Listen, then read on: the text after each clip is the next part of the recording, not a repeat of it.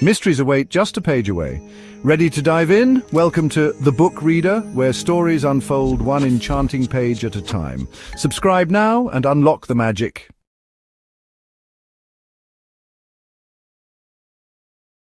Chapter 3. The Outcast. Lip continued so to darken his days that White Fang became wickeder and more ferocious than it was his natural right to be. Savageness was a part of his makeup, but the savageness thus developed exceeded his makeup. He acquired a reputation for wickedness amongst the man-animals themselves. Wherever there was trouble and uproar in camp, fighting and squabbling or the outcry of a squaw over a bit of stolen meat, they were sure to find White Fang mixed up in it and usually at the bottom of it. They did not bother to look after the causes of his conduct. They saw only the effects, and the effects were bad. He was a sneak and a thief, a mischief maker, a fomenter of trouble. And irate squaws told him to his face, though while he eyed them alert and ready to dodge any quick-flung missile, that he was a wolf and worthless and bound to come to an evil end. He found himself an outcast in the midst of the populous camp. All the young dogs followed Lip's lead. There was a difference between White Fang and them. Perhaps they sensed his wild wood breed, and instinctively felt for him the enmity that the domestic dog feels for the wolf. But be that as it may, they joined with Lip in the persecution. And, once declared against him, they found good reason to continue declared against him. One and all, from time to time, they felt his teeth. And to his credit, he gave more than he received. Many of them he could whip in single fight. But single fight was denied him. The beginning of such a fight was a signal for all the young dogs in camp to come running and pitch upon him. Out of this pack persecution he learned two important things: how to take care of himself in a mass fight against him, and how, on a single dog, to inflict the greatest amount of damage in the briefest space of time. To keep one's feet in the midst of the hostile mass meant life, and this he learnt well. He became cat-like in his ability to stay on his feet. Even grown dogs might hurtle him backward or sideways with the impact of their heavy bodies. And backward or sideways he would go, in the air or sliding on the ground, but always with his legs under him and his feet downward to the Mother Earth.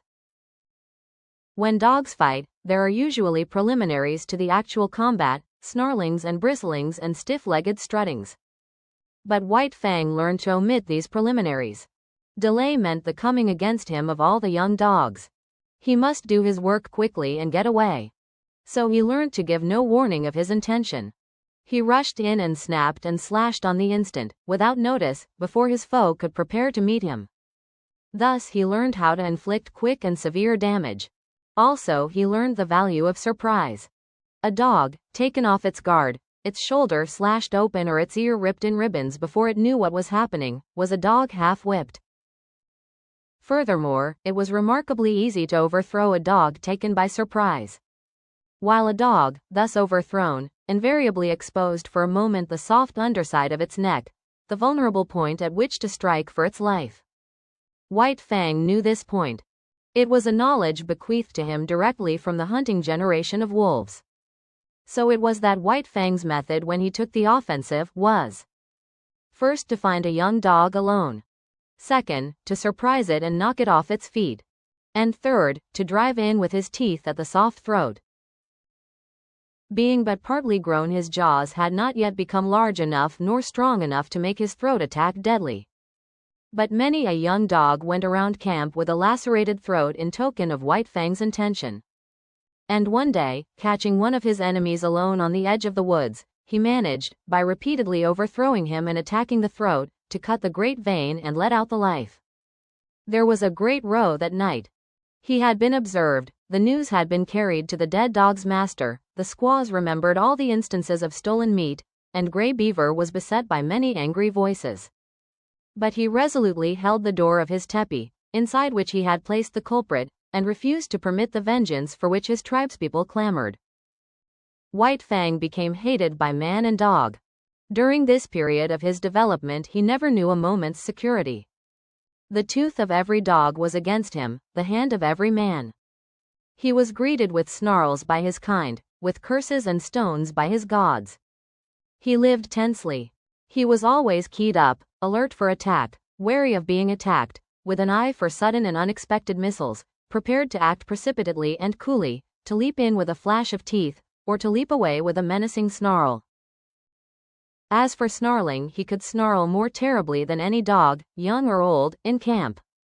The intent of the snarl is to warn or frighten, and judgment is required to know when it should be used. White Fang knew how to make it and when to make it. Into his snarl he incorporated all that was vicious, malignant, and horrible.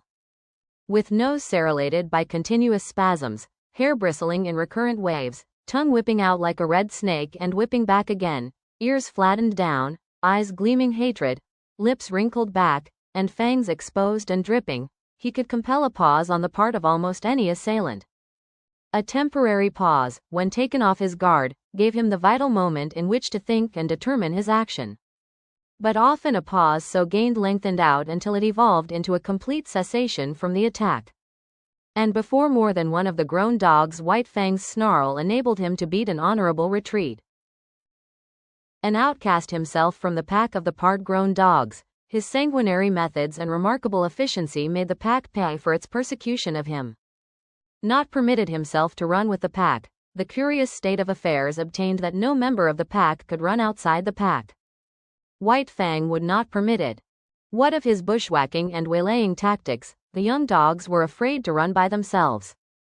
With the exception of Lip Lip, they were compelled to hunch together for mutual protection against the terrible enemy they had made.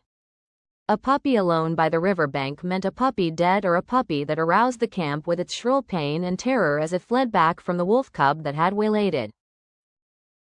But White Fang's reprisals did not cease, even when the young dogs had learned thoroughly that they must stay together. He attacked them when he caught them alone, and they attacked him when they were bunched. The sight of him was sufficient to start them rushing after him, at which times his swiftness usually carried him into safety. But woe the dog that outran his fellows in such pursuit. White Fang had learned to turn suddenly upon the pursuer that was ahead of the pack and thoroughly to rip him up before the pack could arrive. This occurred with great frequency, for, once in full cry, the dogs were prone to forget themselves in the excitement of the chase, while White Fang never forgot himself. Stealing backward glances as he ran, he was always ready to whirl around and down the overzealous pursuer that outran his fellows. Young dogs are bound to play, and out of the exigencies of the situation they realized their play in this mimic warfare.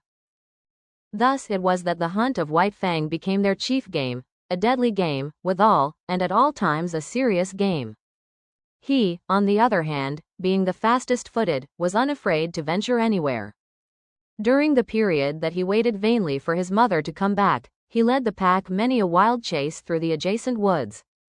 But the pack invariably lost him. Its noise and outcry warned him of its presence, while he ran alone, velvet-footed, silently, a moving shadow among the trees after the manner of his father and mother before him. Further, he was more directly connected with the wild than they.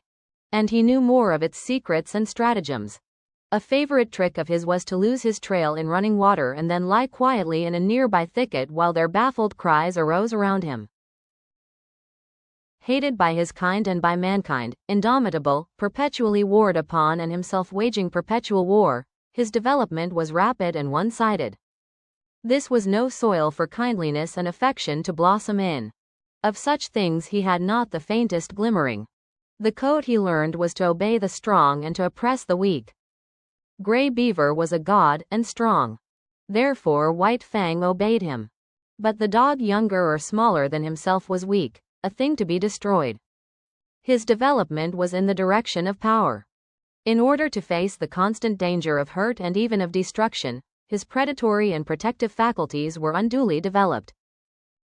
He became quicker of movement than the other dogs, swifter of foot, craftier, deadlier, more lithe, more lean with iron-like muscle and sinew, more enduring, more cruel, more ferocious, and more intelligent.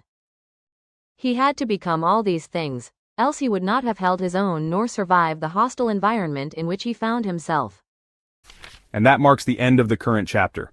Thank you for listening to The Book Reader. Stay tuned for the next episode tomorrow. Please subscribe for updates.